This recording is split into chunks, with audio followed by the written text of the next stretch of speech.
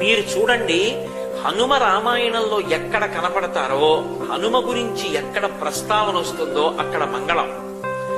కోట్లకి కోట్ల మంది కూడా హనుమ కనపడినా, హనుమ పేరు చెప్పినా, హనుమ స్తోత్రం చేసినా, హనుమ జోక్యం చేసుకున్నా బ్రతుకుతారంతే. అందుకే ఎటువంటి దానికైనా విరుగుడెవరు అంటే స్వామి హనుమ ఒక్కరే.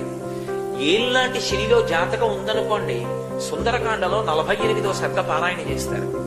48వ సర్గ పారాయణ చేస్తే ఏళ్ళనాటి శని యొక్క ఉపద్రవం కూడా ఉపశమిస్తుంది. హనుమ పేరు చెప్పి హనుమకి పూజ చేస్తే వెంటనే శనీశ్వరుడు కూడా తన యొక్క విశేషమైనటువంటి శక్తిని తగ్గించేస్తాడు. తగ్గించి జాతకుడికి శాంతి కలిగేటట్టుగా చేస్తాడు. ఆయన లాంటి మహానుభావుడు, ఆయన అంత తేలికగా ప్రసన్నమయ్యేవాడు మీకెక్కడా కనపడడం.